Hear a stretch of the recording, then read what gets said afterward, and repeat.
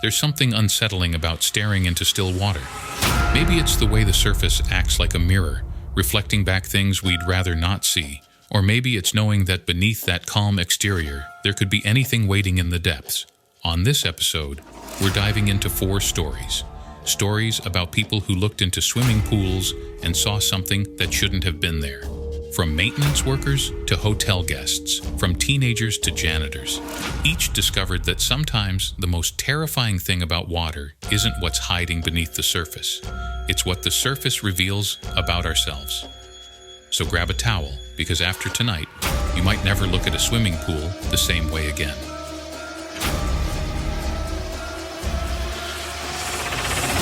I know exactly how this sounds. Trust me, I do. If someone told me this story, I'd be nodding along while thinking they needed serious help. But I've spent 3 months trying to make sense of what happened at the Oceana, and I'm no closer to an explanation than I was that first night. I've been working hotel security for almost 6 years now, ever since I got out of the Army. It's not exactly what I planned to do with my life, but after 2 tours in Afghanistan, I needed something predictable. My therapist called it transitional employment, but it stuck. Turns out I'm good at it. I'm Marcus Delgado, by the way. 34, divorced, no kids. Just me and my goldfish, Sergeant Pepper, in a 1-bedroom apartment off Biscayne Boulevard. The Oceana isn't just any Miami hotel. It's the kind of place where they charge you $30 for a mojito, and celebrities book entire floors when they're in town. 27 stories of gleaming blue glass right on South Beach. I started there 3 years ago after a stint at the Marriott downtown. The pay was better, and let's be honest, the scenery too. Beautiful people everywhere, but I work the graveyard shift, midnight to 8 a.m. So mostly I see empty hallways, the occasional drunk guest, and the cleaning staff. The security setup at the Oceana is state-of-the-art. 48 cameras covering every entrance, exit, elevator, and common area, all feeding into a monitoring station tucked behind the front desk, where I spend most of my nights. The screens are arranged in a grid, cycling through different views every 10 seconds. After a while, you develop a rhythm watching them. Lobby, restaurant, pool deck, parking garage, rinse and repeat. That's what I was doing when I first noticed something odd at the pool. It was a Tuesday in June, just after 2 a.m. The summer had been brutal, even by Miami standards. Daytime temperatures hitting 98 degrees, with humidity that made it feel like you were breathing through a wet towel. That particular night was especially sticky, one of those nights where the air conditioning struggles to keep up and everything feels slightly damp to the touch. The pool area at the Oceana is something else. Olympic-sized infinity edge, with underwater lighting that transitions through different colors throughout the day. At night, it's this eerie blue glow that makes the water look almost otherworldly. Usually, we lock the pool area at 11 p.m. Liability issues, but sometimes guests hop the gate for a late-night swim. Part of my job is shooing them out. I was halfway through a lukewarm cup of coffee from the break room when I noticed movement on the pool camera. Nothing major, just a ripple across the surface. I figured it was the filtration system kicking in, or maybe the wind, though it wasn't particularly breezy that night. But then I saw it again, more pronounced this time. A disturbance in the water that started at the deep end and moved deliberately toward the shallow end. Now I've seen all kinds of things in that pool. Drunk guests, couples who think they're being discreet, even a raccoon once. But this was different. The water was moving like, well, not like water should move. It was too purposeful, too contained, like someone was dragging their hand under the surface, except there was nobody there. I switched to the second pool camera, the one that faces the opposite direction, thinking maybe I'd miss someone. Still nobody. Just that strange rippling pattern, now moving along the edge of the pool like it was, exploring. The rational part of my brain ran through the possibilities. Malfunction in the jets, a trapped animal, maybe even a problem with the camera itself. I decided to check it out, partly because it was my job, but mostly because it was 2 a.m., and I needed to stay awake somehow. The elevator down to the pool level has these little screens that play ads for hotel amenities. That night, they were featuring the spa packages, smiling women getting massages, cucumber slices over their eyes. For some reason, those women's faces looked unsettling to me, too symmetrical, too perfect, like someone's idea of what a human should look like, but not quite right. The moment I stepped outside, the Miami humidity wrapped around me like a blanket. The air smelled like chlorine, salt, and those flowering trees they have everywhere on the property. Frangipani, I think they're called. Sweet, almost too sweet. The pool glowed that signature blue, illuminated from below by LEDs embedded in the concrete. Everything looked normal at first glance. No ripples, no movement, just the gentle lap of water against the infinity edge. I walked the perimeter slowly, my shoes squeaking slightly on the wet stone. That's when I noticed the lights. There are 12 underwater lights in that pool. I know because I've watched Carlos, the maintenance guy, replace them more than once. But that night, I counted 13. The extra one was toward the deep end, a bit dimmer than the others, with a slight greenish tint rather than blue. I leaned over to get a better look, and that's when the surface rippled again, right beneath where I was standing. It wasn't like normal water movement. It was more like... Have you ever seen those videos of sound waves moving through water? How they create these perfect symmetrical patterns. It was like that, but contained to a roughly 3-foot diameter directly below me. Then the 13th light moved, just slightly at first, a few inches to the left, then back to the right, like it was adjusting its position. That's when I realized I wasn't looking at a light. I was looking at something that was emitting light. Something under the water. I jerked back from the edge, nearly losing my balance. The ripple pattern expanded, becoming more agitated, and for a split second, I swear I'm not making this up, the water rose up. Not splashing, not like a wave. It formed a shape, about 8 inches high, like a column or a tentacle. Then it collapsed back into the pool. I've never moved so fast in my life. I was back at the security desk within minutes, my heart pounding in my ears. I pulled up the pool footage immediately, rewinding to the moment I was out there. Here's the thing that really messed with me. The footage showed me walking around the pool, leaning over at the deep end, and then suddenly backing away and leaving. But it didn't show any ripples, no strange light, no water column, nothing unusual at all. I spent the rest of my shift staring at the pool cameras, watching for any movement. There was nothing for about an hour. Then, just after 3 a.m., the rippling started again. This time, it moved across the entire length of the pool in a zigzag pattern, like it was searching for something. The 13th light followed it. I should have reported it right away. That's protocol for any unusual activity. But what exactly was I going to say? Hey boss, I think there's something living in our pool, but it doesn't show up on camera? Raymond, our head of security, already thought I was high-strung after I insisted on evacuating the 10th floor because of what turned out to be a guest's aromatherapy diffuser. So I kept it to myself, at least until I could figure out what I was dealing with. The next night was my regular day off, but I couldn't stop thinking about what I'd seen. I even drove by the hotel around 2 a.m., parked across the street, and stared up at the building like some kind of stalker. From that distance, the pool deck wasn't visible, just the ambient blue glow reflecting off the hotel's glass exterior. By Thursday night, I was back on shift, armed with a personal camera, against hotel policy, but I needed evidence, and a pool testing kit I'd bought at Home Depot. I don't know what I thought I'd find. Abnormal pH levels don't typically explain sentient water, but it was something concrete I could check. The night started normally enough. The usual rotation of bachelorette parties and business travelers checking in late, a minor issue with a guest who'd lost their room key, and a complaint about noise from the ice machine on the 11th floor. Standard stuff. At 1:45 a.m., I was in the middle of my second walkthrough of the night when Ellie from the front desk called me on the radio. "Marcus, did you authorize maintenance for the pool area? There's someone down there." My stomach dropped. "Negative. Pool maintenance is scheduled for mornings only." "Well, there's definitely someone in the water. I can see them on camera." I took the service stairs down to the pool level, my hand resting on my mag light. Not that I expected trouble, but something felt off. The pool area was empty when I got there. No maintenance worker, no guests, nobody. But the water wasn't right. It was too still, too flat, like a sheet of glass, despite the constant circulation system. And the lights underneath seemed brighter than usual, especially that 13th one that shouldn't exist.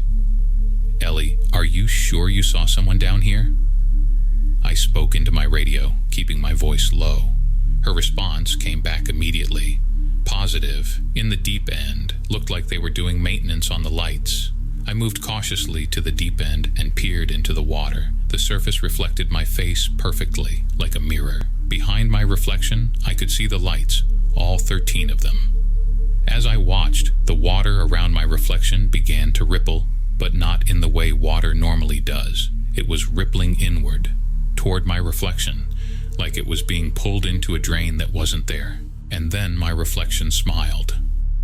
I didn't. I stumbled backward, nearly falling over a lounge chair. By the time I regained my balance, the water was normal again, gentle waves from the filtration system, the regular play of light on the surface. I returned to the security office in a cold sweat. Ellie gave me a strange look, but didn't say anything as I replayed the footage from the last 20 minutes. Just like before, there was nothing unusual on camera. No mysterious maintenance person, no unnatural stillness, and certainly no reflection moving independently of me. "You okay, Marcus? You look like you've seen a ghost," Ellie said, handing me a cup of water. "I'm fine. Just thought I saw someone trespassing, but must have been a shadow." The lie came easily, though I doubt she believed it. After Ellie left for her break, I pulled up the footage from the previous night when I was off. For nearly an hour, nothing unusual happened. Then, at 2:17 a.m., the water began moving. Not rippling this time, but gathering, like it was piling up in the deep end, forming a mound that rose nearly 2 feet above the surface. The mound held its shape for about 20 seconds before collapsing back into the pool. The most disturbing part? The cameras caught it this time. I went straight to Carlos the next morning before my shift ended. Carlos has been maintaining that pool for over a decade. If anyone would know about strange behavior in the filtration system or lighting issues, it would be him. We met at the employee cafeteria. Carlos was already halfway through a plate of eggs when I sat down across from him. He's in his 50s, with leathery skin from years of outdoor work and the perpetual smell of chlorine about him. "Lights doing funny things?" "Nah, we just replaced all of them last month. New system, top of the line. Shouldn't be any issues," he said between bites. "What about the filtration system? Could that cause the water to move strangely?" Carlos raised an eyebrow. "Define strangely." I hesitated. "Like rising up in places, moving against the current." He put his fork down. "You seeing things in the pool, Marcus?" "Maybe. Probably just tired." I tried to sound casual. Carlos didn't buy it. He leaned forward, lowering his voice. "Look, between you and me, that pool has always been weird. Back in 2007, before your time, we had this issue where the water would change temperature in specific spots, cold patches that would move around. Engineers never figured it out. Did you ever see anything in the water? Something that shouldn't be there?" Carlos's expression changed just for a moment, a flicker of recognition, quickly suppressed. No, nothing like that." He stood up abruptly. "I gotta get to work. New guests checking into the penthouse today. Gotta make sure the private hot tub is working." He was lying. I'm certain of it. That night I came prepared. I'd spent the day researching unusual pool phenomena, which mostly turned up boring explanations about air in the lines or algae growth.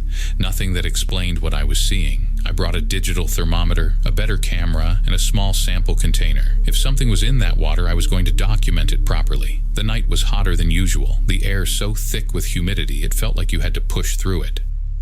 The pool appeared normal until about 1:30 a.m., when the surface began to shimmer, not with reflections of light, but as if the water itself was vibrating at a frequency just beyond hearing. I set up my camera on a pool chair and approached the edge. The 13th light was there, glowing slightly greener than the night before. As I watched, it began moving in a circular pattern, spiraling toward the shallow end. The water above it remained strangely still despite the movement below. I took out the digital thermometer, one of those infrared types you can point at a surface, and aimed it at various spots in the pool. The readings made no sense. Most of the pool was at 82 degrees, the standard temperature we maintain, but in a roughly circular area about 3 feet in diameter, following the path of that strange light. The temperature dropped to 64 degrees. That's when I noticed the reflection again. Not mine this time, but what appeared to be a human figure floating face up in the deep end. I say appeared to be because while it had the general shape of a person, head, torso, limbs, the proportions weren't quite right. The arms were too long, the head too small. I did a quick scan of the pool deck and surrounding area. I was completely alone. Whatever I was seeing in the water wasn't a reflection of someone nearby. The figure began to move, not like someone swimming, but like a paper cutout being dragged through the water. It made no splashes, created no ripples. It just glided from the deep end toward the center of the pool, directly beneath the 13th light. My hands shook as I took out my phone to document it. The moment I hit record, the pool lights, all of them, including the one that shouldn't exist, went out. Complete darkness for maybe 5 seconds. When they came back on, both the figure and the 13th light were gone. The water was perfectly still. The security footage later showed nothing. Just me standing at the edge of the pool for 12 minutes, occasionally moving around the perimeter. No light going out, no figure in the water. By this point, I knew I needed to tell someone with authority. The next morning, I went to Raymond's office with the temperature readings and my personal footage. Raymond's been head of security at the Oceana for 15 years, former Miami PD. Built like a linebacker, with a perpetual 5 o'clock shadow, not the kind of guy who spooks easily. He listened to my story without interrupting, his expression neutral. When I finished, he asked to see the footage from my phone. "I don't see anything unusual here, Marcus, just the pool at night." I leaned over to look at his screen, and my blood went cold. The video showed exactly what Raymond described. A normal pool, no strange light, no figure floating beneath the surface. But that's not what I recorded. I know it's not. The temperature readings then. I have them written down. I passed him my notepad. Raymond glanced at it and sighed. "Look, Marcus, I know night shift can mess with your head. God knows I've seen some strange things when I was working graveyard. But this sounds like you need some time off. I'm not making this up, Ray. I didn't say you were, I said you need some time off." His tone made it clear the conversation was over. "Take the weekend, get some sleep. Real sleep, not day sleep. We'll talk on Monday." I wanted to argue, but what was the point? Without evidence, I sounded like I was losing my mind. Maybe I was. I went home and tried to sleep, but every time I closed my eyes, I saw that figure in the water. Not quite human, but trying to be. After tossing and turning for hours, I gave up and drove to a little Cuban place near my apartment. The coffee there could dissolve a spoon, but it keeps you alert. That's where I ran into Ellie. She was at a corner table with her laptop, working on her graduate thesis. When she saw me, she waved me over. "You look terrible," she said, which was probably an understatement. Couldn't sleep. I ordered a colada and sat across from her. "Raymond mentioned you've been seeing things at the pool." She closed her laptop. "Want to talk about it?" I almost said no. What was the point of sounding crazy to another co-worker? But there was something about Ellie's expression. Concern, yes, but also curiosity. Like she already knew something. So I told her everything. The ripples, the extra light, the temperature changes, the figure in the water. As I spoke, her expression didn't change to disbelief or worry. She just nodded occasionally, taking it in. When I finished, she was quiet for a long moment. Then, "Have you seen it mimic anything else? Besides water and a human figure?" My coffee stopped halfway to my mouth. "You believe me? I've been on the night shift for 3 years, Marcus. I've seen things in that hotel that don't make sense." She leaned forward. 2 winters ago, a guest on the 14th floor reported that the shower in his bathroom turned on by itself. When he went to turn it off, he said the water reached out toward him, like a hand. What happened? Nothing. He checked out the next day. Management wrote it off as a drunk guest making up stories. She took a sip of her coffee. But that same week, 3 different housekeepers refused to clean rooms on that floor. They said the water in the toilet bowls was moving wrong. "Why didn't you ever say anything?" Ellie gave me a look. "For the same reason you were afraid to. Who's going to believe that? But it's happening more frequently now, isn't it? And it's learning." That word, learning, sent a chill through me despite the Miami heat. Because she was right. Whatever was in that pool had progressed from simple ripples to mimicking human forms in just a few days. It was evolving, or adapting, or something. "We need to drain the pool," I said. "And then what?" "It's in the plumbing, Marcus. The whole hotel's water system. Draining one pool won't do anything." She had a point. The Oceana has miles of pipes running through it, connecting every sink, shower, toilet, and fountain to the main water supply. If this thing, whatever it was, could move through water, it could be anywhere. Then we need to tell someone who'll actually listen. The GM, maybe, or the health department.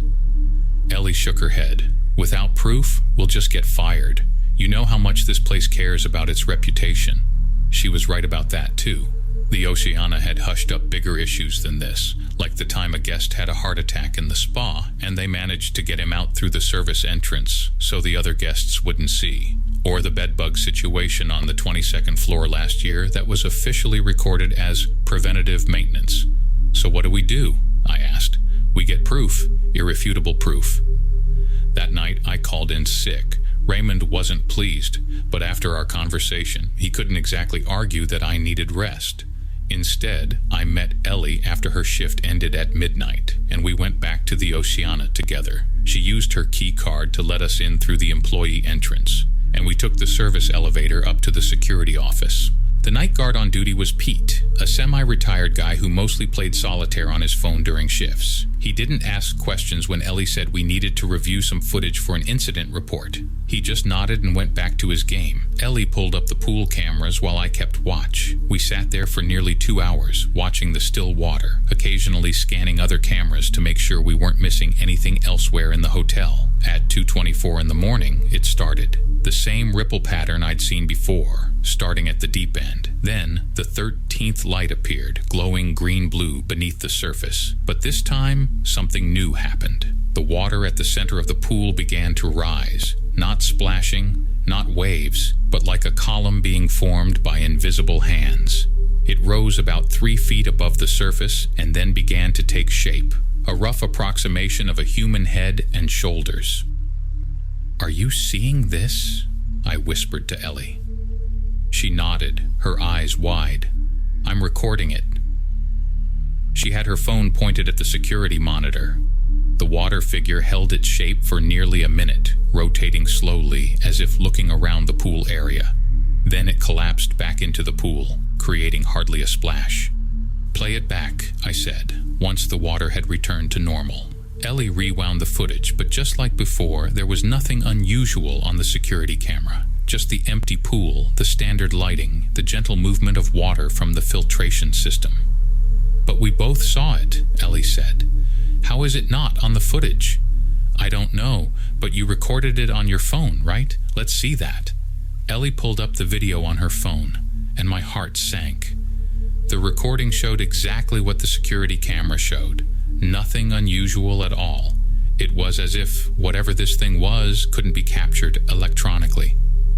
"This doesn't make sense," Ellie said, replaying the video. "We both saw it.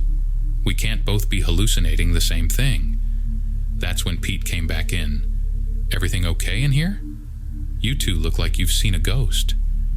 "We're fine," I said quickly, "just reviewing some footage." Pete glanced at the monitors, then back at us. "If you say so, but if you're looking for whatever's been messing with the pool, you won't find it on camera." Ellie and I exchanged a look. "What do you mean?" she asked. Pete sighed, sitting down heavily in the spare chair. "It's been happening for years, not just the pool. All the water in this place sometimes behaves wrong. Most of the old-timers know about it, but management likes to pretend it's not happening." "Why doesn't it show up on camera?" I asked. "Don't know. Some say it's because it's not really there. It's some kind of mass hallucination. Others think it has something to do with the frequencies these things operate at, like how some animals can hear sounds we can't." "You said it's been happening for years. Has it always been this active?" Ellie asked. Pete thought for a moment. "It comes and goes, but lately, yeah, it's been more frequent and more deliberate." What does it want? The question came out before I could stop myself. Pete looked at me like I'd asked what color the number 7 is. How the hell should I know what it wants? It's water. Or something in the water. Or something pretending to be water. Whatever it is, it's been here longer than any of us. Has it ever hurt anyone? Ellie asked. Not that I know of, though there was that kid last summer who said something grabbed his leg in the pool. Parents threatened to sue, but the cameras showed nothing, so it went nowhere. The three of us sat in silence for a while, watching the now calm pool on the monitors. Finally, Pete spoke again. Look, my advice? Leave it alone. This place was built on reclaimed wetlands. Stuff was here before us, probably will be here after us. As long as it stays in the water, what's the harm? But it's evolving, I said. It's learning to mimic things. People. Pete shrugged. Maybe it's just curious. But that was the thing that kept gnawing at me. What happens when curiosity turns into something else? What happens when it figures out how to exist outside the water? The next few days were quiet. I returned to work, did my rounds, watched the pool like a hawk, but saw nothing unusual. The 13th light didn't appear. The water moved normally. It was as if whatever had been there was now hiding, or waiting. Raymond commented that I seemed more relaxed, which was ironic, considering I was jumping at every dripping faucet and suspicious puddle. But I played along, nodding and saying the time off had done me good. Ellie and I continued our investigation discreetly. We learned that the Oceana had been built in 2006 on land that had previously been part of a natural wetland system. Before that, in the 1970s, a chemical processing plant had operated nearby, though records of exactly what they produced were surprisingly hard to find. We also discovered that the Oceana wasn't the only place experiencing strange water phenomena. A residential building 2 blocks away had reported unexplained issues with their rooftop pool. A beachfront restaurant had closed temporarily due to plumbing problems that multiple contractors couldn't resolve. It was like something was spreading through the water systems of South Beach, moving from building to building, exploring. Then came last Tuesday night. I was doing my final walkthrough before the end of my shift. The hotel was quiet, most guests still asleep, though the early risers would be heading to the gym or the breakfast buffet soon. I saved the pool area for last, as I always did now. It had been nearly a week since we'd seen any unusual activity there, and I was starting to wonder if whatever it was had moved on to somewhere else. The pool looked normal at first glance. The standard blue lighting, the gentle movement from the filtration system, the morning mist just beginning to form on the surface as the cool water met the warming air. I was about to head back inside when I noticed something floating in the deep end. From a distance, it looked like someone had thrown a t-shirt into the pool. I sighed, grabbing the net pole we keep nearby for fishing out debris. As I got closer, I realized it wasn't a t-shirt. It was larger, roughly human-sized and pale. My first thought was the awful one, that someone had drowned during the night. I dropped the net and rushed to the edge, leaning over to get a better look.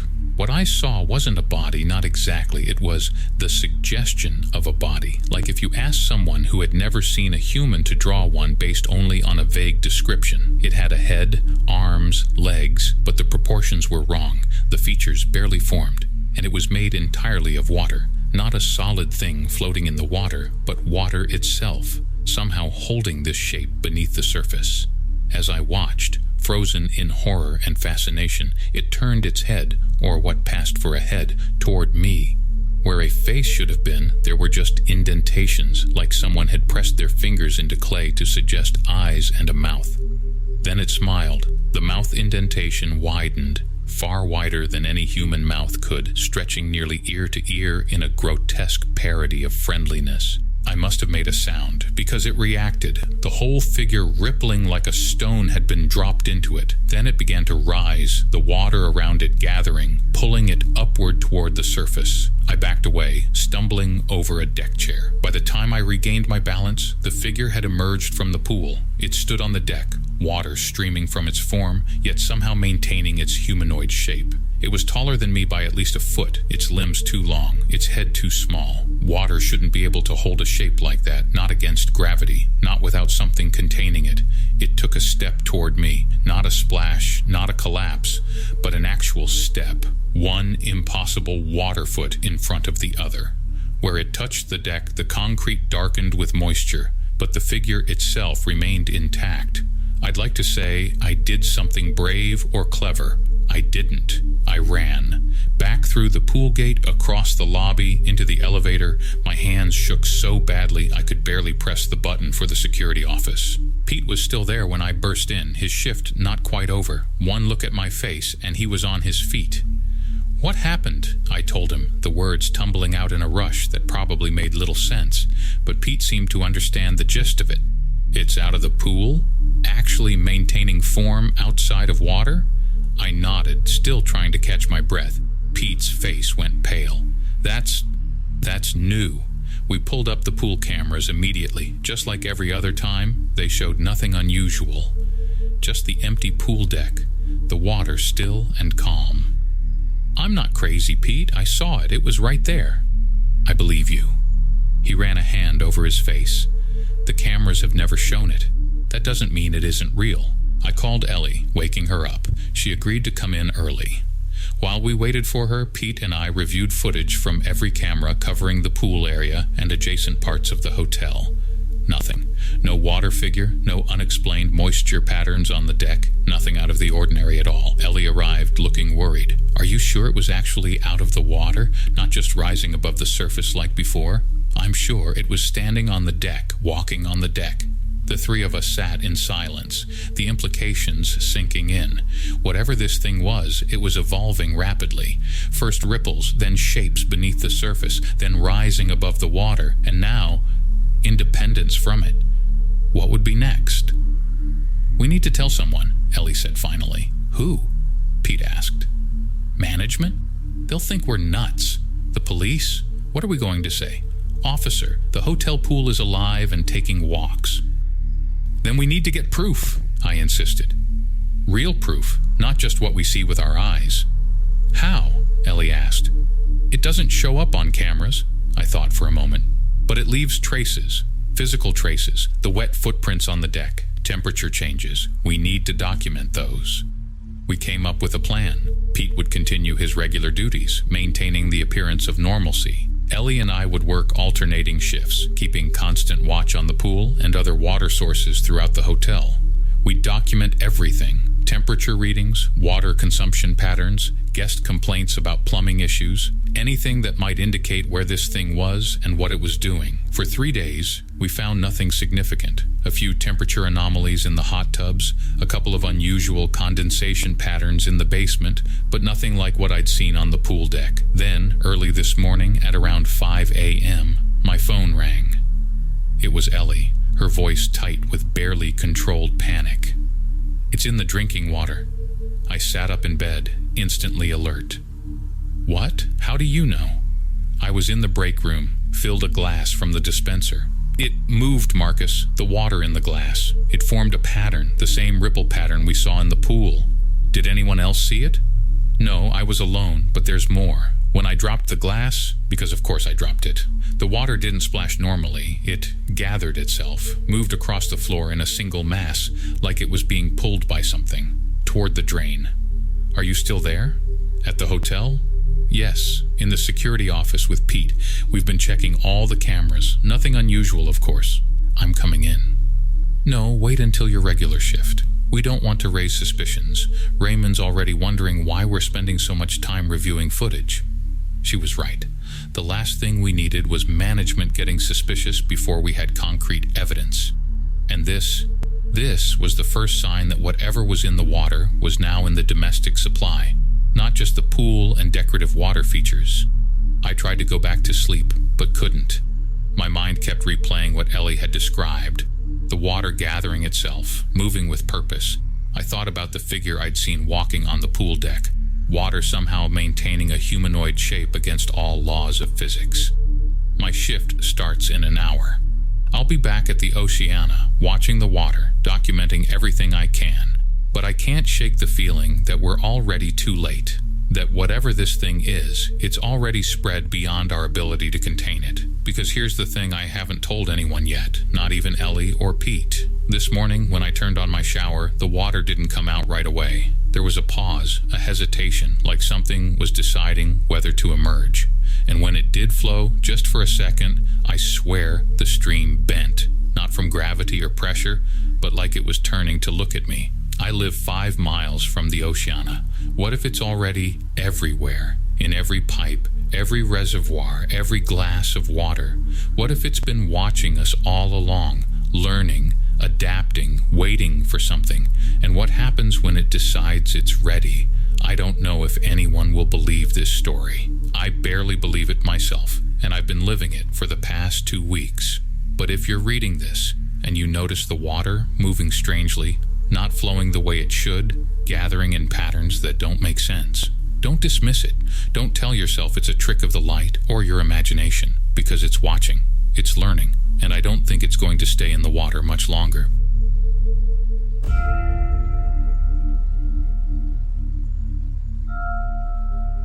The pool people. The day we found the first toy at the bottom of our pool was a Thursday. I remember because I'd taken the day off work to meet with our mortgage broker. Elaine and I were trying to refinance after the unexpected expenses of fixing up our new home. The house was a foreclosure, a steal for Andover, Massachusetts, where property values had been skyrocketing. 3 bedrooms, 2 baths, decent yard, and an in-ground pool that needed some TLC. We'd closed in March and spent April and May making it livable. The pool was our summer project. The previous owners had let it fall into disrepair, cracked concrete, a torn liner, and a filtration system that looked like it had been installed during the Reagan administration. The water had been drained years ago, leaving just a concrete pit, collecting leaves and rainwater at the far end of our backyard. I'm getting sidetracked. That's what happens when I think about it all now. I start with the pool and end up meandering through the details, as if delaying the inevitable conclusion. My therapist says that's normal, processing trauma and all that. So, Thursday, early June, I'd spent the morning at the bank and was heading out to the backyard to check on the newly filled pool. We'd finished the renovations the previous weekend. New liner, updated filtration system, repaired concrete. The water was that perfect blue you see in commercials. Crystal clear, thanks to the chemicals I'd meticulously balanced. My daughter, Maddie, was floating on a pink inflatable unicorn, trailing her fingers through the water. She was 6 then, all gangly limbs and missing front teeth, with her mother's curly brown hair. She'd been ecstatic about the pool, asking daily when she could swim. "Daddy, I found something," she called as I stepped onto the pool deck. She pointed down toward the deep end. "Look." I walked to the edge and peered down. At the bottom of the pool, directly over the main drain, sat a small plastic doll.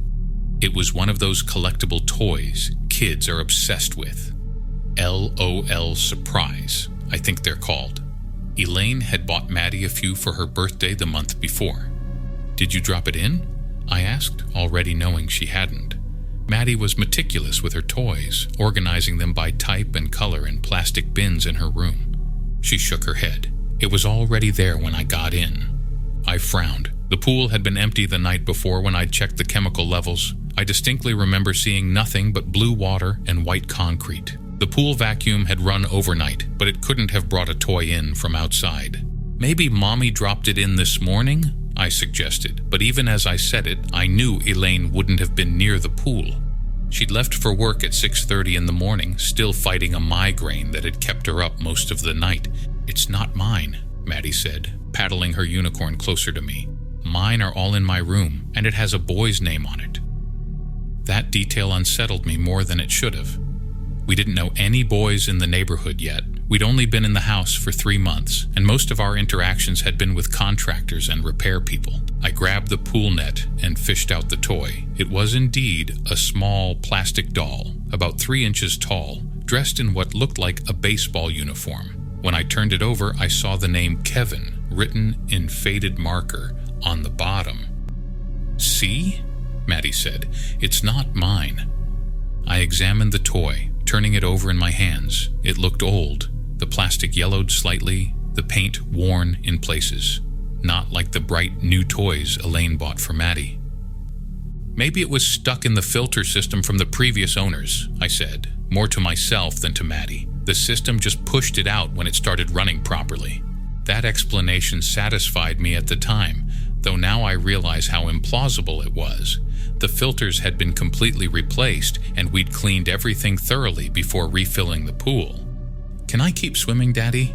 Maddie asked, already forgetting about the mysterious toy. "Sure, sweetheart, just for a little while longer. Lunch in 30 minutes, okay?" I tossed the toy into the trash bin by the deck chairs and went inside to make sandwiches. By the time Maddie came in, her fingers pruny and her hair dripping onto the kitchen floor, I'd nearly forgotten about the incident. That night, I woke to the sound of Maddie's voice, not crying or shouting, just talking, as if having a conversation. It was around 2 a.m, according to the digital clock on my nightstand. Elaine slept soundly beside me, her breathing deep and regular. I padded down the hallway to Maddie's room. Her door was partially open, a nightlight casting a soft blue glow across her floor. She was sitting up in bed, her stuffed animals arranged in a semicircle around her, talking animatedly.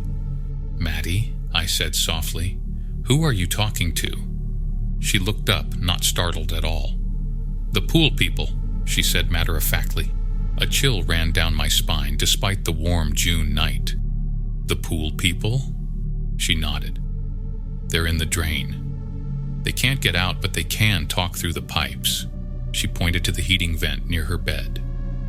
"They said they used to live here." I sat on the edge of her bed, trying to keep my voice calm despite the unease I felt. "Honey, I think you were dreaming. There's nobody in the pool drain." "They're not in it? They're under it," she corrected me, as if explaining something obvious.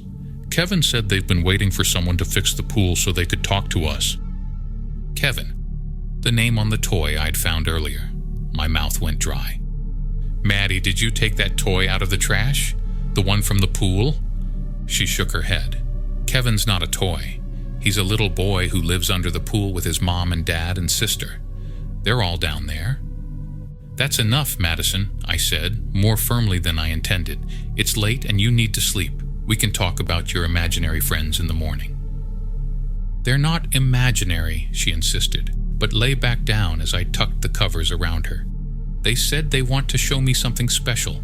Can I go swimming tomorrow?" "We'll see," I said noncommittally. "Sleep now." I stayed until her breathing deepened, then went back to our bedroom. I didn't fall asleep again until dawn was breaking, my mind stuck on that toy with Kevin written on the bottom, and the previous owners who had disappeared so suddenly the neighbors hardly noticed they were gone. The next morning, I casually asked Elaine if she'd heard anything about the previous owners while I poured coffee. "Not much," she said, scrolling through emails on her phone. "Malcolm next door mentioned they left rather suddenly, some kind of family emergency, I think." "Why?" Malcolm was our neighbor to the right, an older man who'd lived in the development since it was built in the early 90s. He kept to himself mostly, but had brought over a welcome basket when we moved in, store-bought cookies and a bottle of wine. "Just curious," I said. "Did they have kids?" "I'm not sure. The agent didn't say much, and you know how foreclosures are, not a lot of information." She glanced up from her phone. "Are you worried about something?" I shook my head. "No, just trying to piece together the house's history. Maddie was talking in her sleep last night about people in the pool."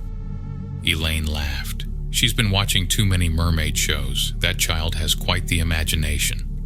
I didn't mention the toy or the name Kevin. It seemed silly in the light of day, and I didn't want to worry Elaine. She had enough on her plate with her new position at the law firm and the stress of the move.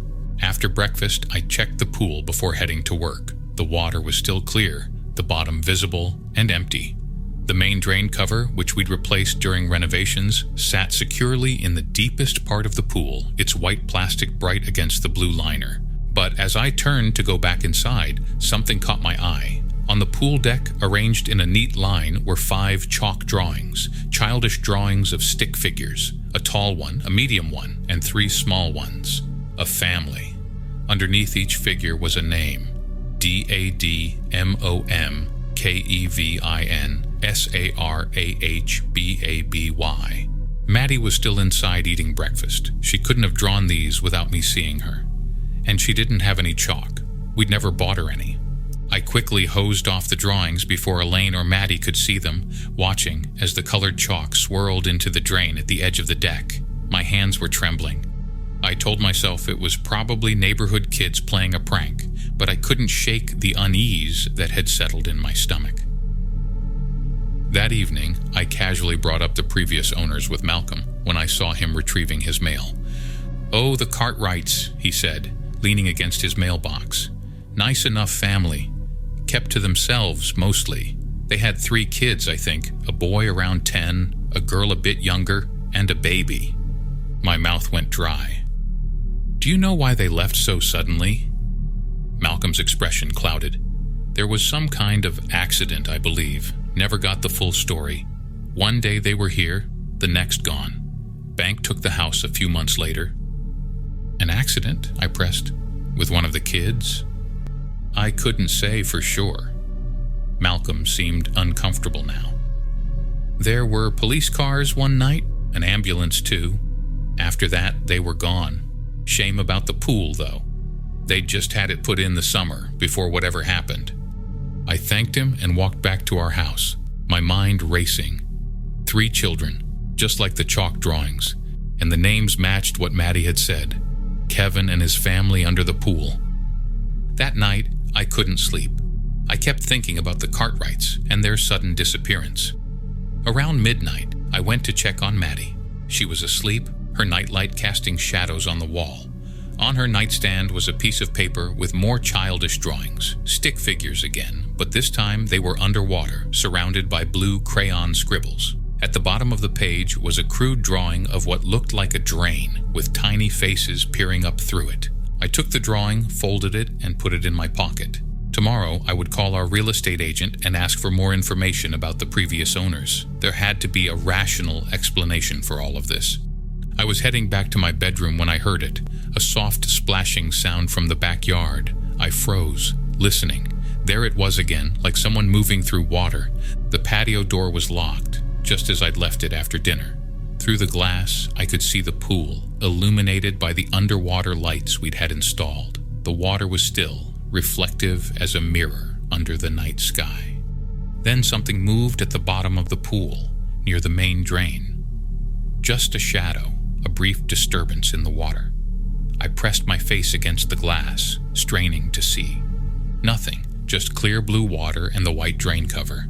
I was turning away when I noticed them. Toys at the bottom of the pool, not just one this time, but dozens, scattered across the concrete floor of the pool. Dolls, action figures, blocks, a toy car, as if someone had emptied a child's toy chest into the water. My heart pounding, I unlocked the patio door and stepped outside. The night air was warm, heavy with humidity.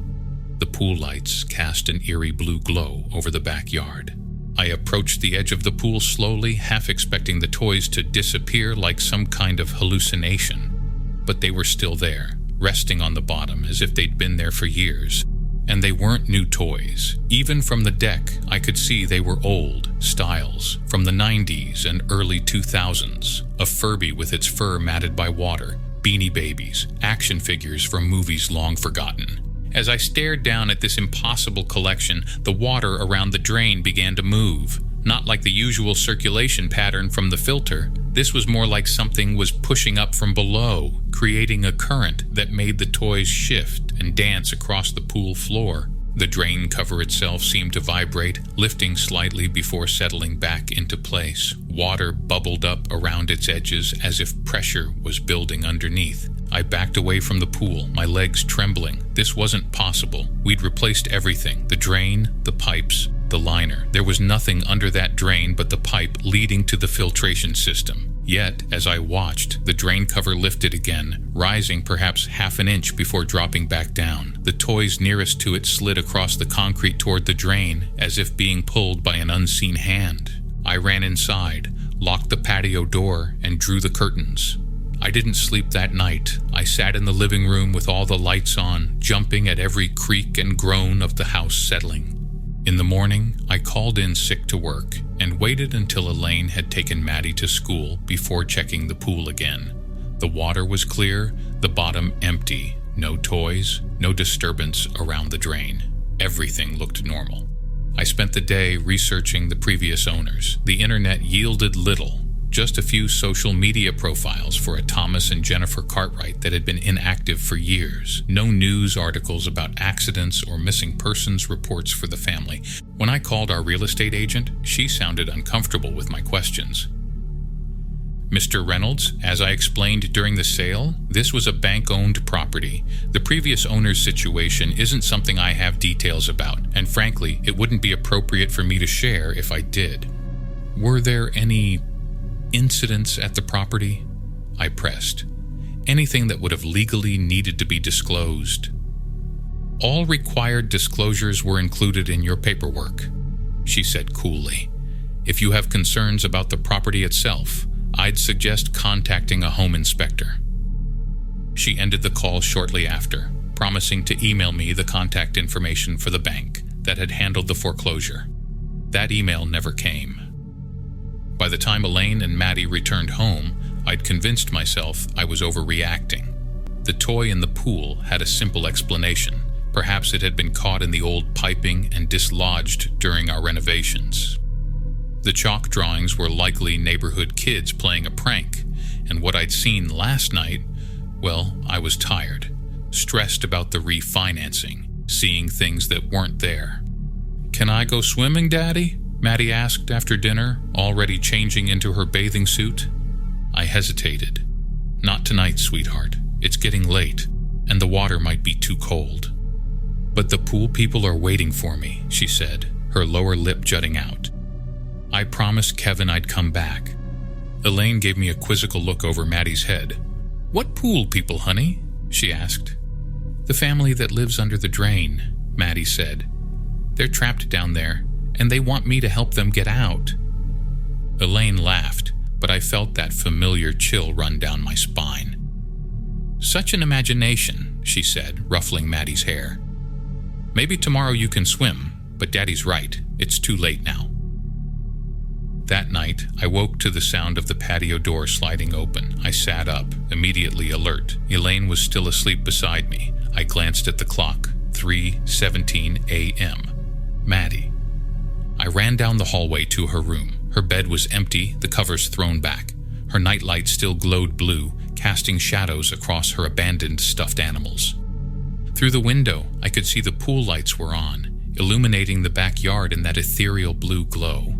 And there was Maddie, standing at the edge of the pool in her nightgown, looking down into the water. I raced downstairs and out the patio door. "Maddie!" I called, trying not to shout and wake the neighbors. "Come back inside right now!" She turned to look at me, but her expression wasn't one of a child caught doing something wrong. She looked serene, peaceful. "They're coming up, Daddy," she said, pointing to the pool. "They want to show me their home." I reached the pool deck and grabbed her arm, perhaps more roughly than I intended. "Inside, Madison. Now." "But look," she said, pulling against my grip and pointing to the water. "They're here." Despite myself, I looked down into the pool. The water was moving, swirling around the drain at the deep end like a slow-motion whirlpool. And rising from the center of that swirl was the drain cover itself, lifted not by water pressure, but by what looked like hands, small, pale hands pushing up from below. I scooped Maddie into my arms and ran back to the house, slamming and locking the patio door behind us. Through the glass, I could see the drain cover now floating on the surface of the pool, leaving the drain itself exposed, a dark, gaping hole in the concrete floor. "They just want to play, Daddy," Maddie said as I carried her upstairs. "Kevin says they're lonely down there." I put her in our bed next to Elaine, who stirred but didn't wake. "Stay here, Maddie. Promise me you won't go near the pool." She nodded, but her eyes were distant, as if listening to something I couldn't hear. I went back downstairs and watched the pool through the patio door. The water had settled, but the drain cover still floated on the surface. As I stared, something broke the water near the drain, a small, pale face, just for an instant before disappearing back into the depths. I spent the rest of the night on the couch, dozing fitfully. When morning came, I went outside to check the pool. The drain cover was back in place, secured as if it had never moved. The water was clear, showing nothing but blue liner and white concrete. I called a pool maintenance company that day, explaining that we were having issues with the drain and needed it inspected. They couldn't come until the following week. I then called a plumber who suggested the problem might be with the main line connecting the pool to the sewer system. He could come tomorrow. That night, I insisted we all sleep in the master bedroom, claiming I'd heard noises that might be raccoons trying to get into the attic. Elaine was skeptical, but agreed when she saw how agitated I was. I woke around midnight to find Maddie gone again. This time, the bedroom door was locked from the outside. Impossible, since our doors didn't even have locks. I shook Elaine awake, panic rising in my throat. "The door won't open," I said, rattling the handle. "Maddie's gone." Elaine tried the door herself, then began pounding on it. "This isn't possible," she said, her voice rising. "How can it be locked?" "Madison," she called out. "Madison, open the door." I rammed my shoulder against it repeatedly until the frame splintered and the door burst open. We ran to Maddie's room, empty, the patio door unlocked. Outside, the pool lights were on again, turning the water that unnatural blue. Maddie stood at the edge of the deep end, looking down, but this time she wasn't alone. Standing beside her, his hand holding hers, was a small boy about 10 years old. His clothes were old-fashioned, shorts and a polo shirt like from a school uniform. His hair was plastered to his head, as if wet. Even from the patio door, I could see his skin had a pale, almost bluish tint. "Madison!" Elaine screamed, running toward the pool. "Get away from there!" The boy turned toward us, and I saw his face clearly for the first time. His eyes were completely black, like empty sockets, and his mouth was too wide, stretching across his face in what might have been a smile. Maddie looked back at us, her expression confused. "It's okay," she said. "It's just Kevin. He wants to show me where he lives." The boy tugged on her hand, pulling her closer to the edge of the pool. Where his fingers touched her skin, I could see dark marks forming, like bruises spreading under her skin. I ran toward them, Elaine just behind me. "Let her go!" I shouted. Kevin, if that's what it was, looked at me with those black, empty eyes. His mouth opened wider than any human mouth should, revealing rows of small, sharp teeth. From that impossible mouth came a voice, like water rushing through pipes. "She's ours now," it said. "Like the others before. We're so lonely down here." He pulled Maddie toward the pool, but I reached them first, grabbing my daughter around the waist and wrenching her away from him. The boy's hand stretched, elongating impossibly as he tried to maintain his grip on her. Where he touched her, the skin had turned dark, almost black.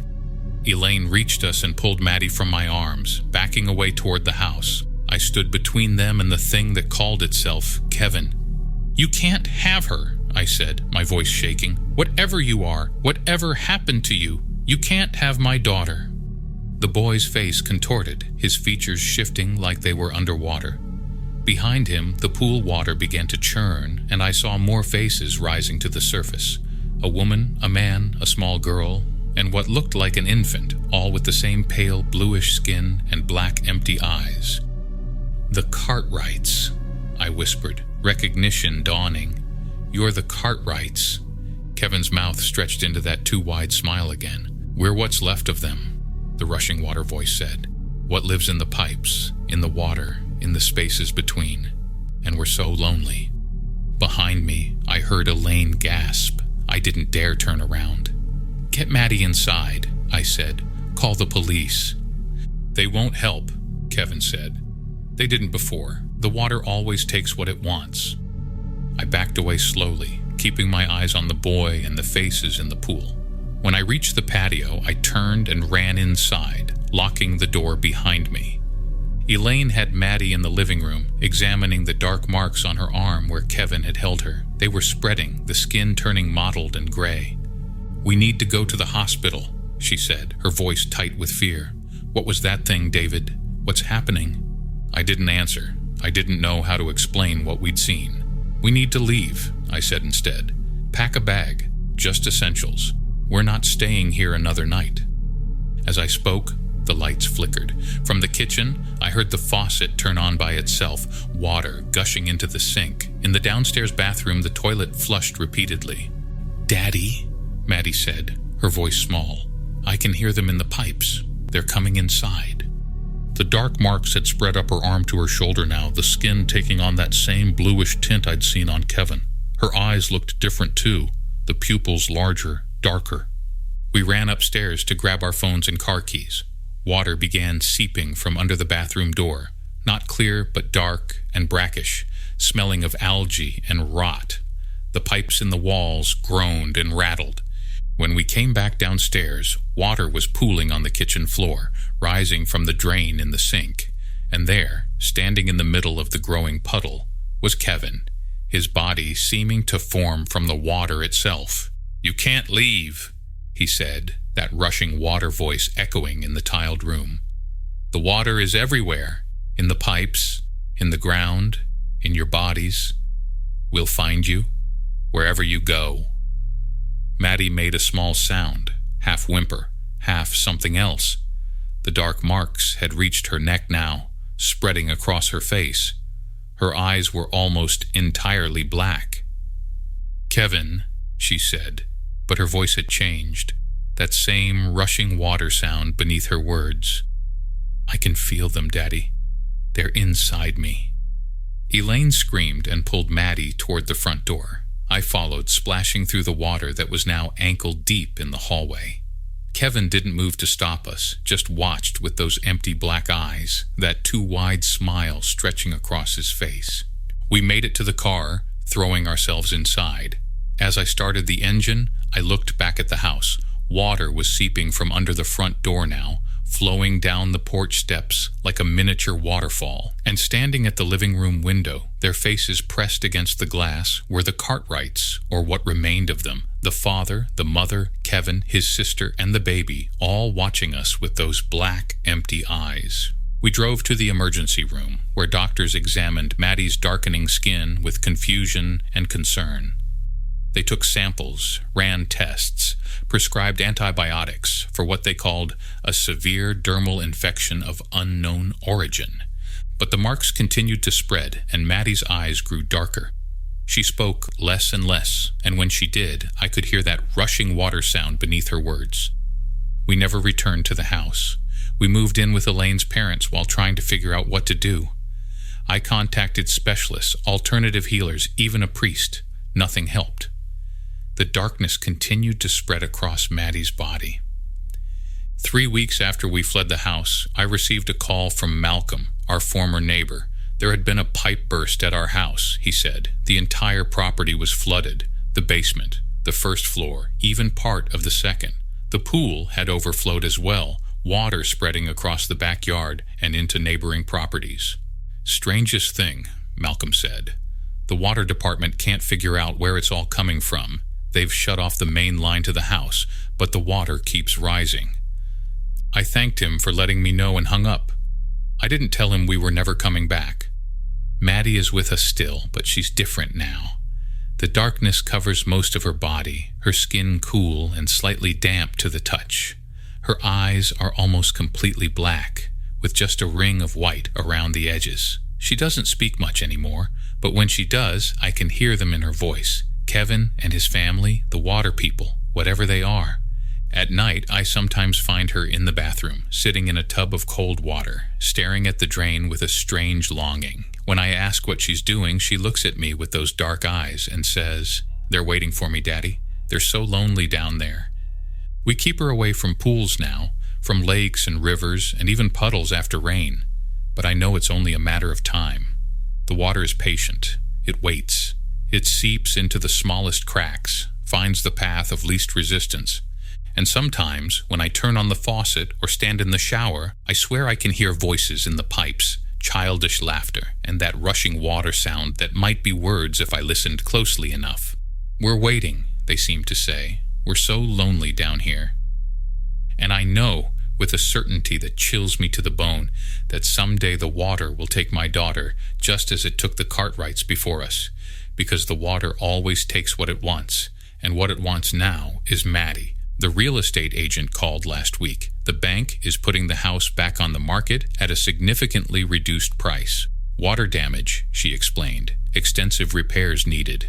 I didn't tell her about the toys that appear and disappear, or the chalk drawings that can't be washed away, or the family that lives beneath the drain. I didn't tell her about Maddie's darkening skin or the voices in the pipes. I simply wished her luck finding a buyer.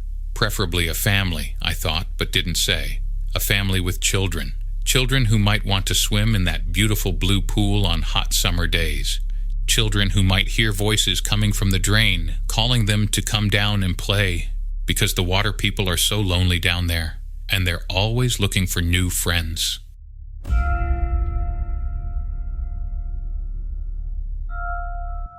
Going off the deep end. Hey everyone. Tonight's story comes from a listener in Pennsylvania who reached out with an experience from their teenage years that still haunts them. As they put it, "I can't look at public pools the same way anymore, and I've never been able to shake the feeling that something was watching me from below that summer." So without further delay, here's Going Off the Deep End. I spent the summer of 1996 working as a lifeguard at the Lakewood Community Pool in my hometown of Chester Springs, Pennsylvania. I'd just turned 17, and it was my second year working there. The job wasn't anything special. $6.25 an hour to sit on a high chair watching kids splash around while getting a decent tan. Most days were mind-numbingly boring, but the money was good for a high school kid, and I got to hang out with my friends who also worked there. Our pool was the pride of Chester Springs back then, built in 1972 on the site of an old limestone quarry that had been filled in during the 60s. It was Olympic-sized, with 3 diving boards and a twisty water slide that the younger kids went crazy for. The whole complex sat at the edge of town, bordered by dense woods on one side and cornfields on the other. My best friend Melissa worked there too. We'd been inseparable since 3rd grade when she defended me against Tommy Williams, who'd been picking on me for bringing a Star Trek lunchbox to school. She'd always been the braver one between us. While I was quiet and preferred to blend into the background, Melissa had this confidence that I envied. She was the type who'd jump off the high dive without hesitation, while I'd need 10 minutes to work up the courage. That summer started like any other. The pool opened on Memorial Day weekend, with the usual rush of families eager to escape the Pennsylvania humidity.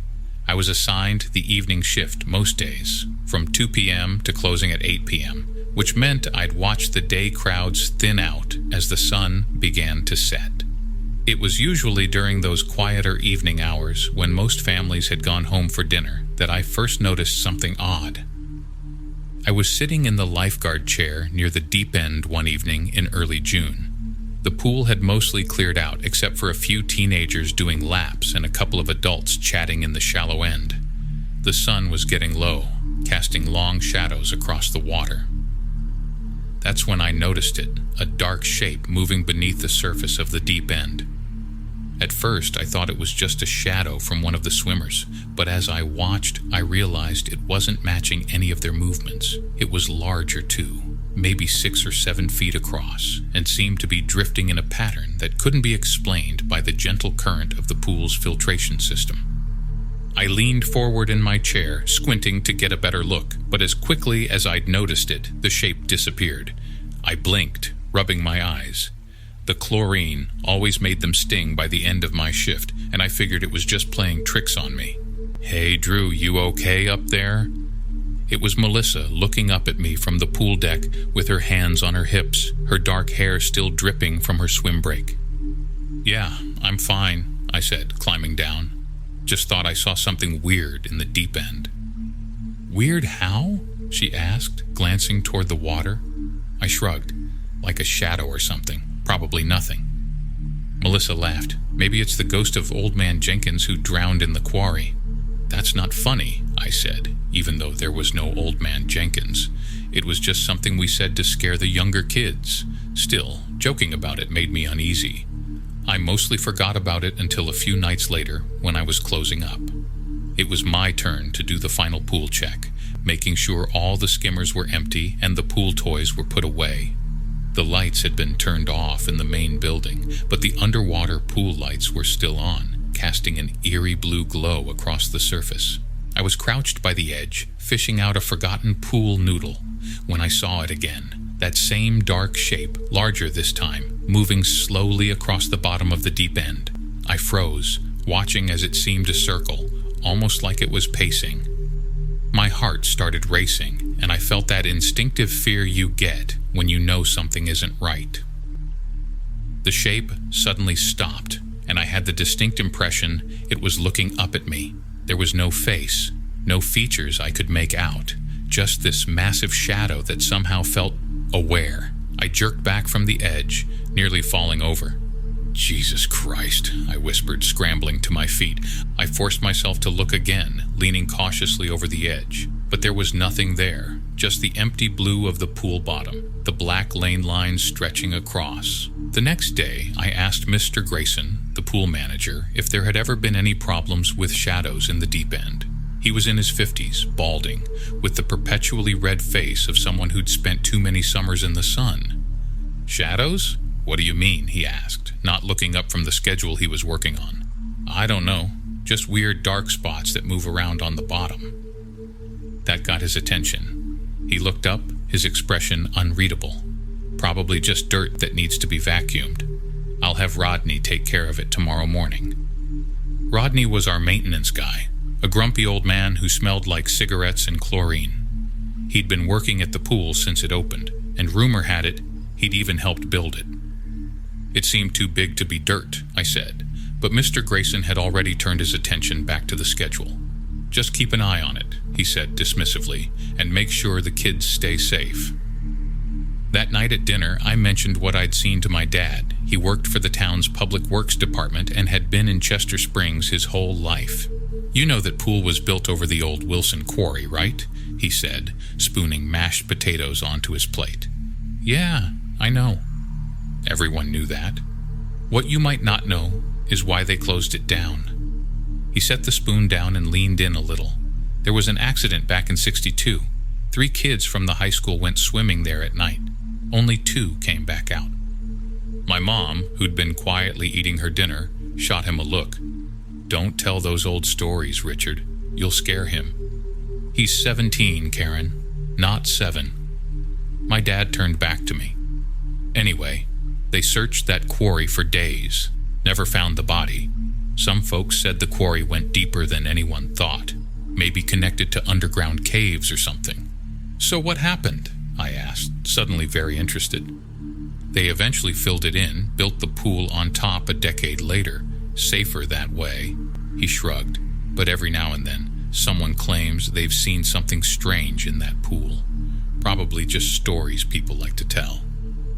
The next morning I arrived early for my shift and found Rodney by the pump house, a clipboard in his hand and a confused expression on his face. What's up, Rodney? I asked, setting my backpack down on a nearby bench. He scratched his gray stubble.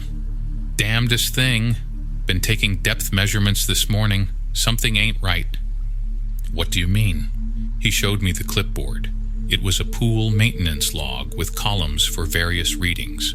Under depth measurements, there were entries going back several years, all consistent, 12 feet at the deepest point. But today's reading showed 14 feet. That can't be right, I said, looking from the paper to the quiet, empty pool. That's what I said, measured it 3 times. He shook his head. Must be something wrong with the measuring line. But I could tell he didn't believe that any more than I did. Later that day, I overheard a middle-aged woman complaining to Mr. Grayson near the snack bar. I'm telling you, something's not right with that deep end, she was saying, her voice hushed but intense. I was doing my usual laps, and when I got to that end, it felt like something was pulling me down. I've been swimming here for 10 years, and I've never felt anything like it. Mr. Grayson gave her the same dismissive response he'd given me, but I noticed him watching the deep end with a troubled expression after she left. By mid-July, I was convinced something was seriously wrong with our pool. The shadow, I'd started thinking of it as the shadow, appeared more frequently now, always in the evening when the crowds thinned out. I'd caught glimpses of it moving beneath swimmers, keeping pace with them, or sometimes just hovering in the deepest part of the pool. Melissa had seen it too by then. One night when we were closing up together, she grabbed my arm suddenly, pointing. "Drew, look," she whispered. There it was, larger than I'd ever seen it, drifting slowly back and forth. As we watched, it seemed to extend a tendril upward, like a hand reaching toward the surface, before settling back down and continuing its patrol. "What the hell is that?" Melissa's voice was tight with fear. "I don't know," I admitted, "but it's been there for weeks now." She turned to me, eyes wide. "Weeks? Why haven't you said anything?" I told Mr. Grayson. He didn't care. I swallowed hard. My dad told me about a kid who drowned in the quarry before they built the pool. Never found the body.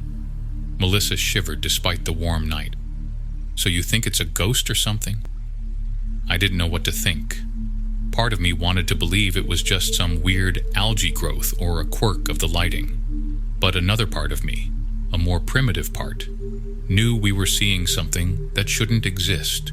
The next day, while on my lunch break, I snuck into the pool office when no one was around.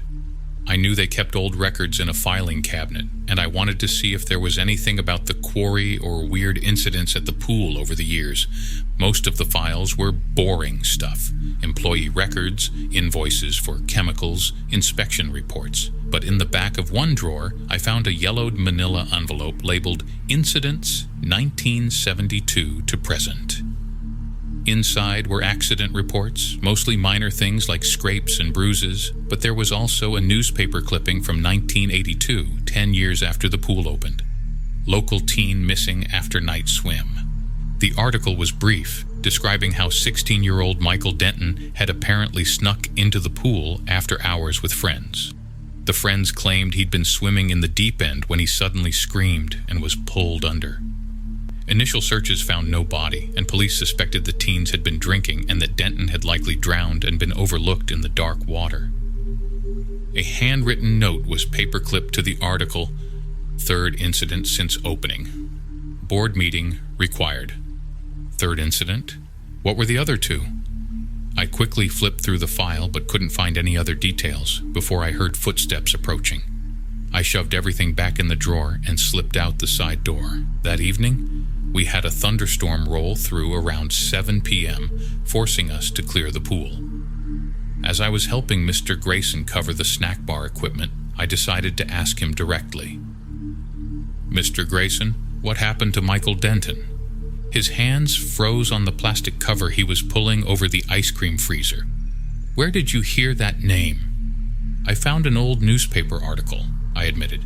"It said he disappeared while swimming here." Mr. Grayson straightened up, his face even redder than usual. "You were snooping in the files. It wasn't a question. I'm sorry, but I keep seeing something in the pool, and I'm worried." "Listen to me." He cut me off, his voice low and intense. "There's nothing in that pool. Nothing. Michael Denton was drunk. He drowned. End of story. Do you understand?" But his eyes told a different story. They were wide with something that looked a lot like fear. "The note said it was the third incident," I pressed. "What were the others?" "Go home, Drew. We're closed for the day." I knew I wouldn't get anything more from him, so I headed to the locker room to change. As I was pulling on my t-shirt, Rodney appeared in the doorway, his face grim. "Heard you asking about Denton," he said, glancing over his shoulder to make sure we were alone. "Do you know what happened to him?" I asked. Rodney sighed, then sat down heavily on one of the benches. "I was here that night, working late, fixing a broken filter. I heard the kids break in, but I was going to let them have their fun before I ran them off." He stared at his hands. Then I heard the screaming. A chill ran down my spine despite the humid air.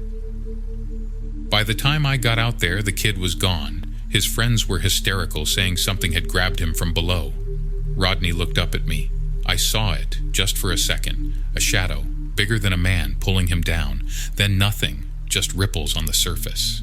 My mouth went dry. What was it? Don't know. Don't want to know. He stood up. But I'll tell you this. The pool ain't 12 feet deep. Not anymore. I've been falsifying the measurements for years because no one would believe the truth. What's the truth? It gets deeper. Every few years, just a little. When we first opened, it was exactly 12 feet at the diving well. Now? He shook his head. Almost 16 last I checked, and sometimes, when I'm here alone in the morning, I swear I can hear something moving down there. I felt sick. Why haven't you told anyone? Who'd believe me? Besides, this pool is the town's pride and joy. Do you know what would happen if people thought it was unsafe? He headed for the door, then paused. If you're smart, you'll quit. Find another summer job. But I didn't quit. I couldn't. Something kept drawing me back to that pool, to the mystery of what lurked in its depths. And maybe, stupidly, I thought I could somehow protect the swimmers if I was there watching.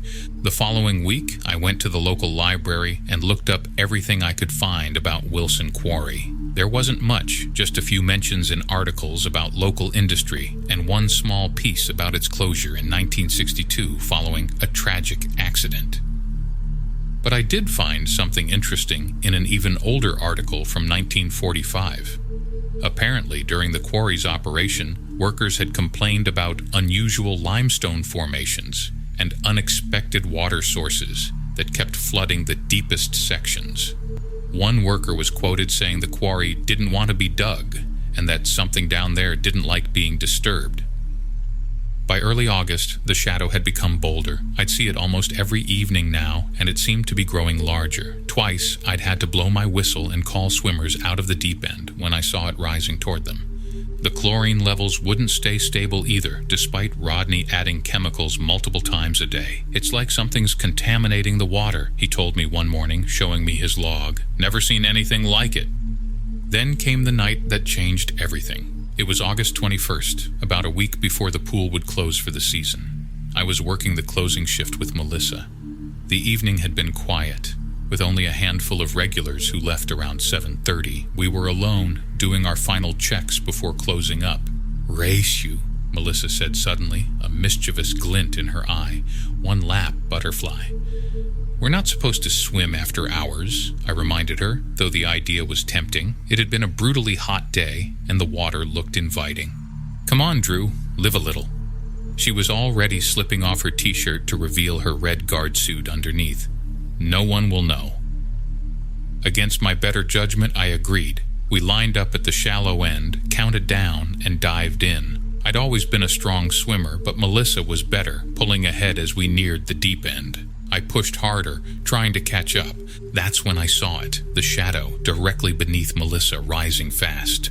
"Melissa!" I screamed, stopping mid-stroke. "Get out of the water!" But she either didn't hear me or thought I was trying to distract her. She reached the deep end wall, turned, and started back toward me. I saw the water around her darken, as if something massive was surrounding her from below. Then she suddenly stopped, her face contorting in confusion and then terror. "Drew," she gasped, "something's got my..." She was yanked underwater so violently that a splash rose 6 feet in the air. I froze for a split second, then dove toward where she'd disappeared. The water was murky, harder to see through than it had been just moments before. I caught a glimpse of Melissa about 8 feet down, thrashing against something dark that seemed to be wrapped around her leg. I surfaced for a quick breath, then dove deeper. My ears popped painfully as I reached her. Her eyes were wide with panic, bubbles escaping from her mouth. I grabbed her arms and pulled with everything I had. For a moment, nothing happened. Whatever had her wasn't letting go. Then suddenly she was free, and we were both kicking desperately for the surface. We broke through, gasping and coughing. I dragged her to the edge and heaved her out of the water, then scrambled out myself. We collapsed on the concrete deck, shaking and sucking in air. What was that?" Melissa finally managed, her voice raspy. I looked back at the now still water, my heart still hammering in my chest. I don't know, but we need to get out of here. As we gathered our things, I noticed angry red marks around Melissa's ankle, like rope burns, but in a strange pattern I couldn't identify. Neither of us spoke as we hurriedly locked up and practically ran to the parking lot. The next morning, I called in sick. So did Melissa. When I finally worked up the courage to call her, she sounded different. Subdued. "I'm not going back there," she said flatly. "My parents think I got caught in a drain or something, but we both know that's not what happened." "We should tell someone," I said, though I wasn't sure who would believe us. "Tell them what? That there's some kind of monster living in the community pool? They'll think we're insane." She was right, of course, but I couldn't just do nothing. That afternoon, I rode my bike to the public library again and asked the librarian if they had any more information about Wilson Quarry. She directed me to a collection of local history materials I hadn't seen before. In a folder of miscellaneous documents, I found something that made my blood run cold. A handwritten account from 1905 by a quarry worker named Samuel Wilson, apparently a relative of the quarry's owner. He described how they'd broken through into what appeared to be a natural cavern while blasting. The cavern contained a small, dark pool of water. The Indians of this region had legends about a deep place in the earth where a hungry spirit lived, Wilson wrote. They would not go near this spot. Now I understand why. There is something in that water. I have seen it move. Foreman says to ignore it and keep working, but 3 men have vanished now. I fear what we have awakened. The account ended abruptly there. In the margin, someone had written, S. Wilson committed to Eastwood Asylum, September 1905, died 1907. The final piece fell into place when I found a faded blueprint of the pool complex.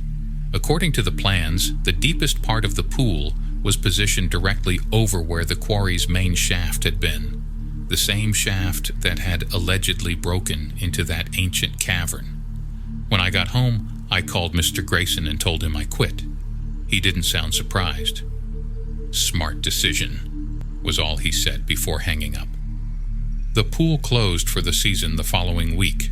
A month later, a small article appeared in the local paper announcing that due to structural concerns, the Lakewood Community Pool would be undergoing extensive renovations before reopening. The renovations would include filling in the deep end to create a more family-friendly wading area. I've never gone back to that pool, even after it reopened the following summer with its new, shallower design. Melissa and her family moved away that winter, and we eventually lost touch. I still think about her sometimes, about that night, and about what might be still down there, beneath layers of concrete and chlorinated water. In the years since, I've done a lot of research on limestone quarries and underground water systems. I've learned that limestone can dissolve over time, creating caves and channels that can go much deeper than anyone suspects. I've also learned that some of the oldest legends around the world feature spirits or monsters that live in deep water, waiting to pull unwary swimmers down. I don't know what grabbed Melissa that night. I don't know if it was the same thing that took Michael Denton in 1982, or that unnamed teenager in 1962, but I do know that sometimes when I drive past the Lakewood Community Pool on summer evenings, I slow down and look at the families splashing happily in the sunlight. And I wonder if they notice how no one swims in the shallow end that used to be deep, the part where, if you look closely, the concrete is just a slightly different shade than the rest. To this day, I can't bring myself to go swimming in any pool. Even crystal clear hotel pools with no dark, murky deep ends make my heart race, because now I know the truth, that some deep places weren't meant to be disturbed, and some ancient things don't forgive the intrusion. And sometimes they get hungry.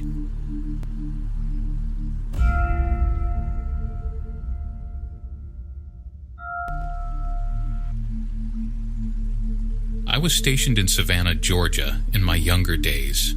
When you're surrounded by all that history and beauty, you can't help but let your mind wander and daydream about the life you may have had if you walked a different path. This daydream is one I call the bridal pond. I've been working at the Marshall House in Savannah for almost 6 years now. It's a beautiful historic hotel right on Broughton Street in the heart of the historic district, built back in 1851. The kind of place with antique four-poster beds, ornate crown molding, and hardwood floors that creak with every step. The whole Southern charm package that tourists eat up. Before you ask, yes, it's supposed to be haunted.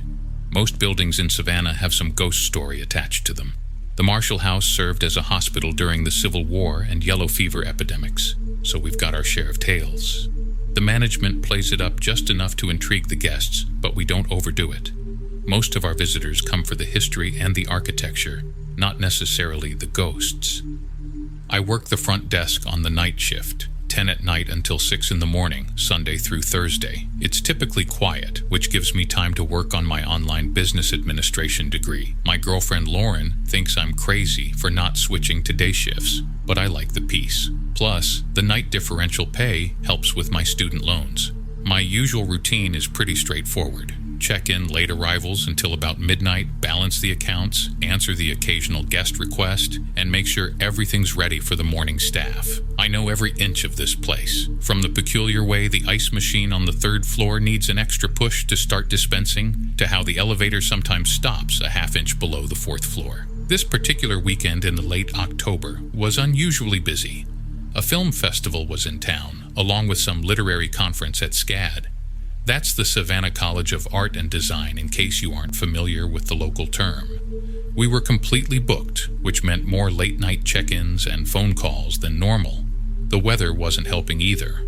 A steady drizzle had been falling for 3 days straight, turning Savannah's usual humidity into something that felt like breathing through a wet towel. It was around 1:30 a.m. when I first got the call from room 312. "Front desk, this is Michael. How can I help you?" I answered automatically, half my attention still on my economics textbook. "There's someone in the pool." The man's voice was tense, controlled. I blinked, taking a moment to process this. "I'm sorry, sir, but our pool closes at 10 p.m. "I know what time it is," he said. "I'm looking at the pool from my window. There's a woman floating in it. She's wearing a white dress. I think she's face down." That got my full attention. Our courtyard pool is small but deep, surrounded by wrought iron furniture and potted palms. It's not visible from the street, only from the rooms facing the interior courtyard, like room 312. "Sir, are you certain? I'll check immediately." "I'm looking at her right now," he insisted. "Please, hurry." I put him on hold, grabbed the master key, and rushed out from behind the desk. The courtyard is only accessible through a set of French doors off the lobby, and I pushed through them, the cool night air hitting me as I stepped outside. The pool area was dimly lit by underwater lights that gave everything a blue glow. Rain pattered softly on the surface, creating ripples that distorted the reflection of the building's windows above. I circled the entire pool twice, peering into the water. It was completely empty. I checked all the lounge chairs behind the small equipment shed, even ducked my head into the pool bathroom. Nobody was there. The night was quiet, except for the gentle sound of rain hitting the water. Back at the front desk, I picked up the line. "Sir, I've checked the entire pool area. There's no one there." There was a pause. "That's impossible. I can see her right now. White dress, long dark hair, floating face down." "Sir, I assure you I just came from there. The pool is empty." Another pause. "Check again. She's there." His voice had an edge to it now. "I'll check our security cameras," I offered, trying to be accommodating. I pulled up the pool feed on my computer. The night vision view showed the empty pool, ripples forming on the surface from the rain. Nothing else. "Sir, I'm looking at the live security feed. There's definitely no one in the pool." "Are you saying I'm making this up?" The edge in his voice had sharpened. "Not at all," I said carefully. "Perhaps it was a trick of the light. The rain is creating some unusual reflections tonight." "I know what I'm seeing." He hung up abruptly. I stared at the phone for a moment, then made a note in our system. The guest in 312 was registered as Dr. Alan Forrester, checked in earlier that day for a 3-night stay, attending the literary conference according to his registration information. I considered calling my manager, but decided against it. Nothing had actually happened, and waking Victoria at 2 a.m. over what was probably just a misunderstanding seemed unnecessary. About 20 minutes later, as I was getting back into my textbook, the phone rang again. "Front desk, this is Michael." "She's still there." It was Dr. Forrester again, his voice tighter than before. "She hasn't moved." I took a deep breath. "Sir, I checked the pool thoroughly. There's no one there." "Then your cameras aren't working. Come to my room and look out my window." I hesitated. Entering a guest's room in the middle of the night wasn't standard procedure, but the situation was unusual, and honestly, I was curious. "I'll be right up, sir." I used my master key to access the service elevator, riding up to the 3rd floor. Room 312 was midway down the hallway, overlooking the courtyard. I knocked softly. The door opened almost immediately. Dr. Forrester was a thin man in his 50s, with salt and pepper hair and wire-rimmed glasses. He was fully dressed despite the hour, in khakis and a button-down shirt, though the shirt was wrinkled and his hair disheveled. "Look," he said without preamble, gesturing me toward the window. The window was a large sash style that opened onto a small balcony overlooking the courtyard.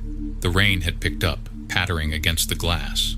I could clearly see the pool below, illuminated by those same blue lights. The surface rippled with raindrops. It was empty. "Sir, I don't see anyone in the pool," I said carefully. Dr. Forrester stared at me, then back to the window. "Right there," he pointed. "In the center. White dress.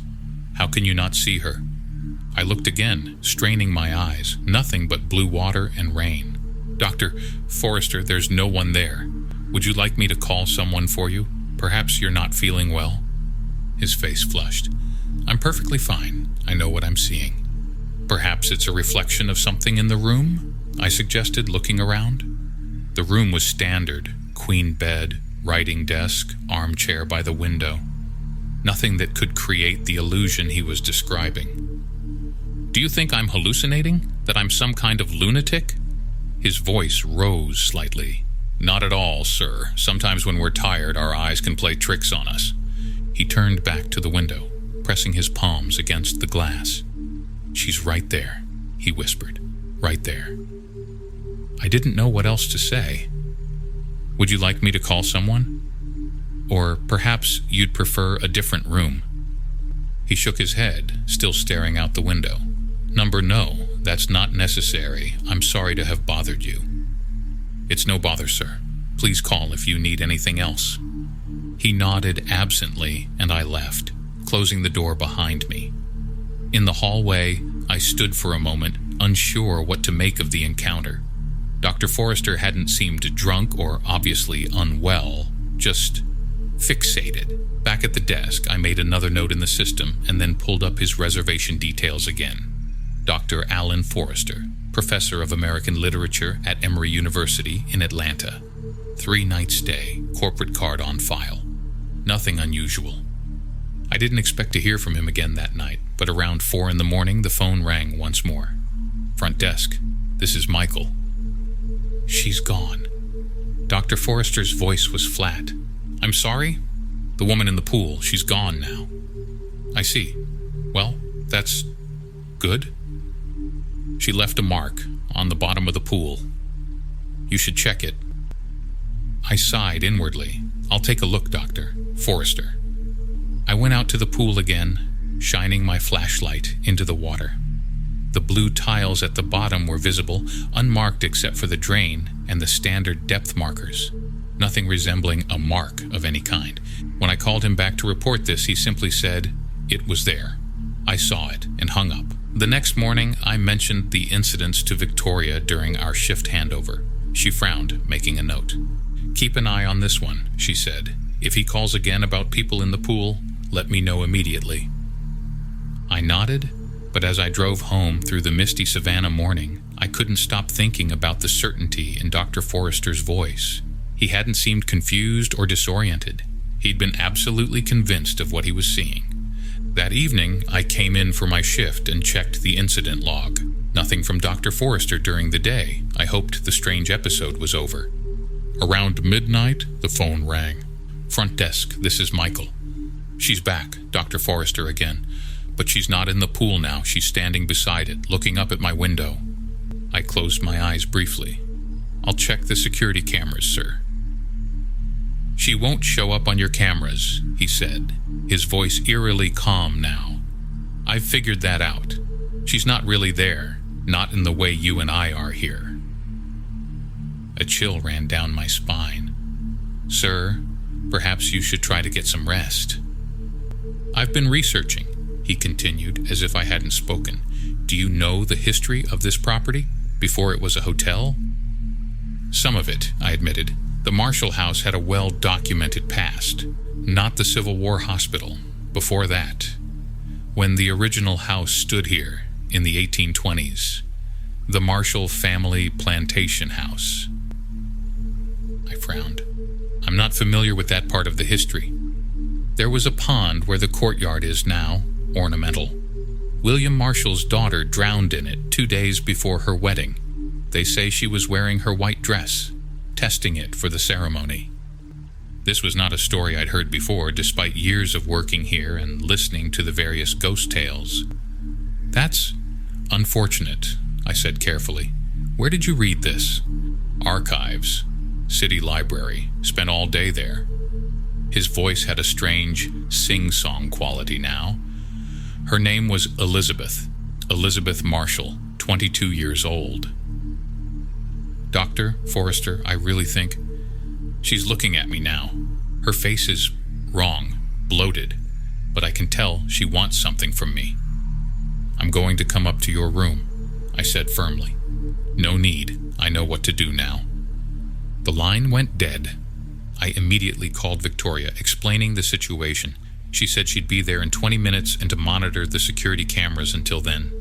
I pulled up all the feeds: lobby, hallways, courtyard, pool. Everything was quiet. No guests moving about. Certainly no woman in a white dress. On the third-floor hallway camera, I could see Dr. Forrester's door, firmly closed. Victoria arrived, and I filled her in on all the details. She decided we should check on Dr. Forrester. We knocked on his door repeatedly. No answer. Victoria used the master key to open it after our third attempt went unanswered. The room was empty. The bed was made, clearly not slept in. Dr. Forrester's suitcase was still there, clothes neatly folded inside. His laptop sat on the desk, closed. The bathroom door was ajar, and Victoria pushed it open. Empty as well. Where could he have gone? She wondered aloud. My eyes went to the window, still slightly open despite the persistent rain. I walked over and looked down at the pool. The surface was disturbed by more than just raindrops. Ripples emanated from the center as if something had recently entered the water. Call security, I said, my voice tight. I'm going to check the pool. I ran down the service stairs, through the lobby, and out to the courtyard. The rain was coming down harder now, soaking through my uniform shirt as I reached the pool's edge. The water was still rippling, but there was no sign of anyone. I kicked off my shoes and dove in, the shock of the cold water momentarily disorienting me. I surfaced, wiped water from my eyes, and dove again, swimming to the bottom. Nothing. No one. The pool was empty. Security arrived, followed by Victoria. They helped me out of the pool, wrapped a towel around my shoulders. There's no one there, I gasped, shivering. We searched the entire hotel. Dr. Forrester was nowhere to be found. His car was still in the parking garage. His phone was still in his room. The police were called. They took statements, reviewed security footage. Dr. Forrester was seen on camera leaving his room at 12:07 a.m., walking down the hallway toward the service stairs. No cameras covered the service stairwell. He never appeared on any other camera in the hotel. The police dragged the pool the next day. Nothing. Dr. Forrester was officially listed as a missing person. His family was notified. The investigation continued, but without any leads. I gave my statement multiple times, explaining the phone calls, his fixation on the woman in the white dress. The police checked the city archives. There was no record of an Elizabeth Marshall drowning in the 1820s. No record of a pond on the property before the hotel was built. 3 weeks later, they found Dr. Forrester's wallet washed up on the bank of the Savannah River, 2 miles downstream from the hotel. Nothing else was ever recovered. I've thought about that night many times over the past year. I've researched drownings in Savannah, looking for any connection to a woman in a white dress. Nothing concrete has emerged. But sometimes, when I'm alone at the front desk in the early morning hours, I think I hear the phone ringing even when it's silent. And once, just once, when I looked at the security monitor showing the pool during a particularly heavy rainstorm, I thought I saw something white beneath the surface of the water. I blinked, and it was gone. I requested a transfer to the day shift the next morning. I've been working 7 a.m. to 3 p.m. ever since. I never go near the pool anymore. Some of the other staff have noticed my reluctance and joke about it. Michael's afraid of water now, they say. I laugh it off, never explaining.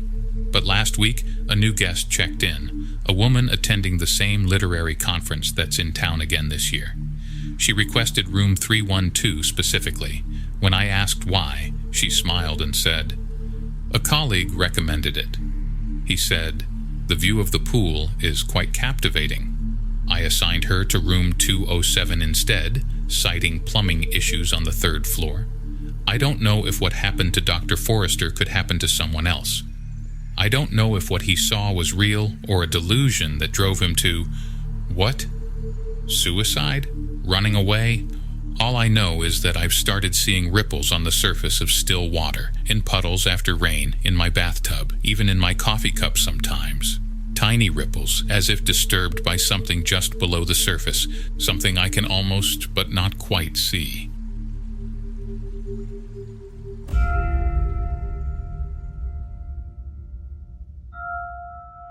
Well, there you have it. 4 tales that might make you think twice before taking that late-night dip or peering too long into those crystal-clear waters. Whether it was a child's face, a distorted reflection, a floating figure, or something much worse, each of our storytellers learned that pools can hold more than just water and chlorine. Thanks for joining me for this very first episode. If these stories sent a chill down your spine, please hit that like button and subscribe for more tales that'll keep you up at night. And hey, if you've got your own pool story, or any horror story really, send it my way. I love hearing from listeners, and who knows, your story might just make it into a future episode. Until next time, sweet dreams, and maybe stick to showers for a while.